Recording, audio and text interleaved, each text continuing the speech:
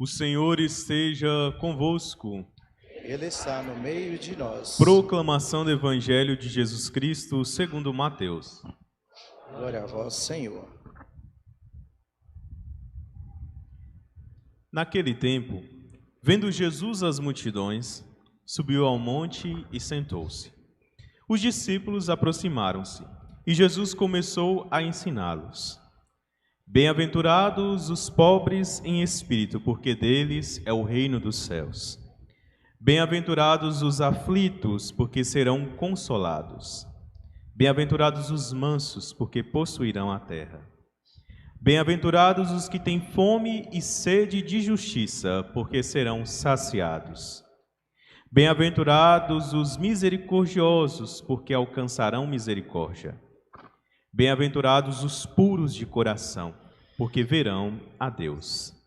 Bem-aventurados os que promovem a paz, porque serão chamados filhos de Deus. Bem-aventurados os que são perseguidos por causa da justiça, porque deles é o reino dos céus. Bem-aventurados sois vós quando vos injuriarem e perseguirem, e mentindo, disserem todo tipo de mal contra vós por causa de mim. Alegrai-vos e exultai, porque será grande a vossa recompensa nos céus. Palavra da salvação. Glória a vós, Senhor. Felizes os pobres em espírito,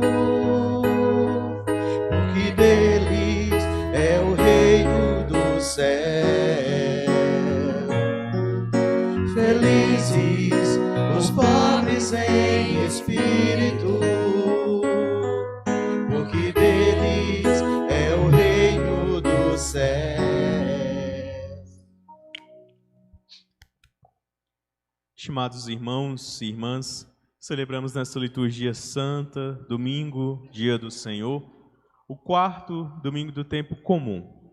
Como sabemos, essa nossa caminhada litúrgica recomeça e temos uma oportunidade nova que o Senhor nos dá de recobrarmos o nosso caminho, de revisarmos as nossas jornadas, a nossa vida e nos deparar com aquilo que a palavra de Deus nos apresenta como um novo caminho para a nossa existência. Na semana passada, no domingo passado, nós celebrávamos a parte anterior, imediatamente anterior a este evangelho, quando nosso Senhor Jesus Cristo passou escolhendo os seus primeiros discípulos. E a gente pode dizer assim, Jesus chamou os seus discípulos e agora é como se eles perguntassem: para que nós estamos seguindo? Para onde nós estamos seguindo? Como devemos seguir? Então essas respostas, o para quê, para onde, como, Jesus vai continuamente respondendo durante a sua jornada. É lógico que a gente sabe que em muitos momentos os discípulos veem as coisas acontecendo, ouvem as palavras de Jesus e fazem o contrário. E a gente não pode julgar, porque a gente também é assim, infelizmente. Mas, certo é que o Senhor nos dá a oportunidade de, mais uma vez, contemplar a sua palavra. Então, na liturgia de hoje, Jesus nos diz como nós podemos segui-lo, como nós podemos trilhar este caminho da santidade. O Evangelho das Bem-aventuranças é muito conhecido por nós. E eu lembro aqui das palavras de uma pessoa que chegou até mim com muita sinceridade, certa vez, e disse, talvez até já comentei com vocês, disse assim: olha, padre, eu gosto muito, celebro a liturgia todos os domingos, né? Sempre que posso vou às celebrações, mas tem algo em mim que me incomoda. A sensação de que eu estou indo na celebração, eu estou ouvindo o mesmo evangelho, as mesmas leituras, é a mesma liturgia que está sendo celebrada.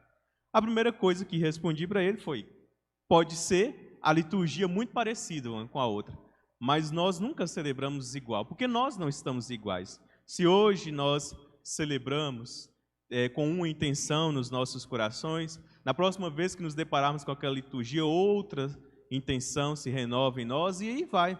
É esse ciclo da nossa vida, da nossa existência. Por isso que numa oração antes do ofertório, o padre diz, convidando a todos, né, orar, irmãos e irmãs, para que diante das alegrias e as tristezas, né, as esperanças dessa vida, Hoje, por exemplo, é um dia de muita consternação na nossa comunidade. Nós temos aqui o 7º dia do nosso irmão, né? Também perdemos nossa querida amiga Aninha. A cidade, né, está de luto neste fim de semana. Então, nesse fim de semana, né, nós celebramos com o coração tentando reencontrar o caminho da esperança na ressurreição. Vai ser diferente, com certeza, em outros momentos, mas certo é que a palavra de Deus se renova nas nossas vidas. É que a palavra de Deus nos dá a oportunidade de revisarmos o nosso caminhar. Mas uma segunda coisa que poderia, claro, não respondi para ele, que poderia até parecer algum tipo de grosseria, mas como uma reflexão para nós, para ele e para nós. Será que nós, ao meditarmos continuamente esse evangelho, será que mais uma vez, ao nos depararmos com essas palavras santas, nós fomos modificados, transformados por aquilo que o Senhor nos apresenta? Então, a pergunta não deve ser para a liturgia, a pergunta deve ser para nós, né? Quantas vezes eu já ouvi o evangelho das bem-aventuranças? Quantas vezes eu já o celebrei? E o que eu mudei a partir de cada uma dessas vezes que eu celebrei? O que eu me propus a ser transformado por essas palavras santas do nosso Deus? Então, essa pergunta deve sempre impulsionar os nossos corações a celebrar e dizer: olha, eu preciso crescer nisso. Eu preciso mudar a minha vida nesse sentido, nessa orientação.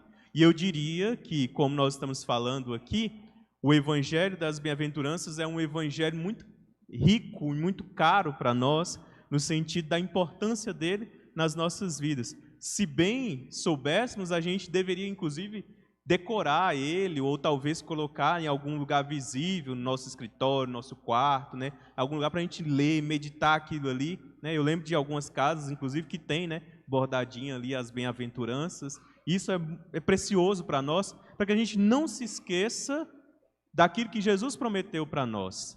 Porque, na verdade, o que nós vivemos, e talvez é uma lógica nossa, é a do contrário a tudo isso que Jesus está pregando. Porque ele está dizendo: olha, bem-aventurados são os pobres em espírito, bem-aventurados são aqueles que são aflitos, os mansos, os que têm fome e sede de justiça, os misericordiosos, os puros de coração, os que promovem a paz, e por aí vai.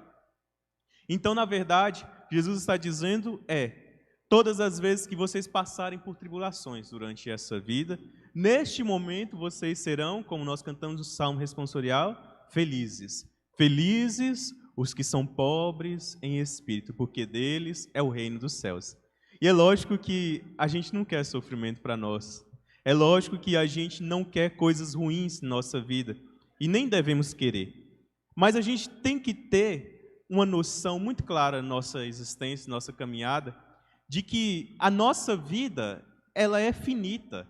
A nossa vida, ela não nos pertence. Os nossos méritos, os nossos dons foram dados por Deus. Então a gente precisa ter sempre essa coerência com aquilo que Deus nos apresenta como caminho de conversão, o caminho da humildade.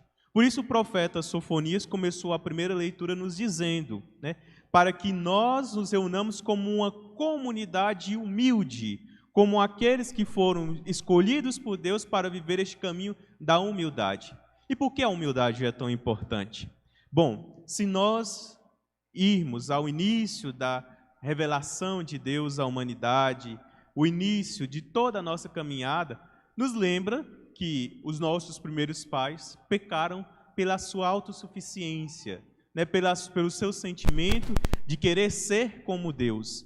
E quantas vezes, não só Adão e Eva, seus personagens lá bíblicos, mas também tantos Adãos e tantas Evas, até os nossos dias, continuam a repetir esse pecado da autossuficiência e dizer: foram os meus méritos que me fizeram chegar até aqui. Foram os meus méritos e os meus dons que me fizeram ter este talento, ter esta habilidade, ter esse status e por aí vai. É lógico que a gente precisa trabalhar, é lógico que a gente precisa se aperfeiçoar, estudar, melhorar os nossos conhecimentos, o nosso entendimento de mundo. Mas a gente nunca pode se esquecer que, se não fosse Deus, a princípio de tudo, de toda a realidade, de todas as nossas qualidades, nós não seríamos nada, né? Se não fosse Deus que nos desse primeiramente o dom da vida, nem cá estaríamos. E se Deus não tivesse misericórdia de nós, mesmo em meio às nossas infidelidades, não teríamos a oportunidade de celebrar esta fé, essa comunhão com Ele. Por isso Jesus vai dizer, bem-aventurados é aqueles que começam e permanecem neste linear caminho da humildade e da simplicidade. Como nós estamos dizendo, aquilo que Jesus nos fala no Evangelho não é para que a gente exclua da nossa vida os nossos bens, os nossos dons. Tem muitas pessoas que confundem a humildade com uma dimensão de querer se esconder. Como eu sou humilde, eu não vou colocar os meus dons junto da comunidade. Não vou lá à frente cantar, não vou lá à frente ler, ministrar, celebrar a palavra. Aí vem São Paulo nos dizer, né, que a verdadeira humildade não é aquele que se esconde da comunidade, mas é aquele que reconhece que mesmo que tenha os seus dons, pequenos ou grandes, sabe que eles precisam ser colocados a serviço daquele que é a fonte de todos os seus dons, o nosso Deus. É óbvio que existem muitas pessoas que poderiam fazer pregações, celebrar até melhor do que eu, mas Deus me escolheu para estar aqui. Deus me escolheu para exercer este ministério e essa função dentro da comunidade.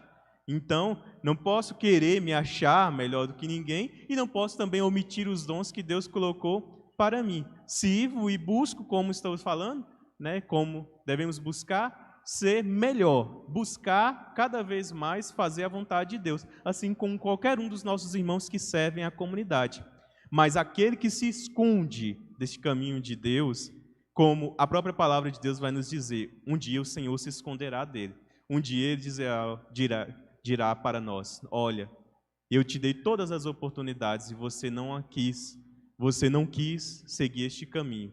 Então, como nós estamos falando, este caminho da humildade, este caminho da simplicidade, este caminho da entrega ao reino de Deus, é o caminho da boa vontade e do reconhecimento de tudo aquilo que Deus faz por nós em nossa jornada, em nossa caminhada.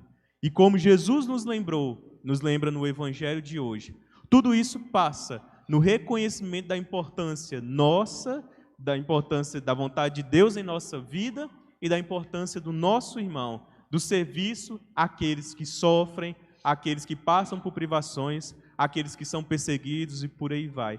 Tantas pessoas que estão marginalizadas, que não têm nem nome e nem status dentro da comunidade, e que nós muitas vezes corroboramos para isso, para que a pobreza aumente, para que a exclusão seja fomentada, para que a marginalização dos nossos irmãos se torne ainda viva em nós. Então nós, como comunidade de fé, como ouvintes daquilo que o Senhor nos pede, precisamos construir uma comunidade cada vez mais justa e promotora da paz, né? Como o próprio Cristo nos diz. Jesus nos diz que bem-aventurados são aqueles que estão em paz, né? A nossa vida é uma vida de muitas batalhas, a gente sabe disso. Mas Jesus diz, bem-aventurados são aqueles que promovem a paz. São aqueles que são perseguidos por causa do Evangelho e por causa da palavra de Deus. Então que a gente saiba que a nossa vida terá obstáculos. E quanto mais servimos o reino de Deus, mais dificuldades poderão aparecer em nossas vidas. Isso é evidente, é claro. Se perguntar a qualquer uma pessoa que está aí junto da comunidade, servindo a comunidade, sabe da resposta disso. Mas certo é que nós caminhamos pressurosos para aquilo que o Senhor nos promete. Que nunca nos esqueçamos da sua promessa de amor. Que a Virgem Maria, modelo e exemplo desta cristandade, desta fidelidade à vontade de Deus, nos ajude também a sermos como ela foi. Bem-aventurada a Virgem Maria, que ela, com a sua intercessão, rogue a Deus por nós, para que fielmente cumpramos as promessas de nosso Senhor Jesus Cristo. Assim o seja. Amém.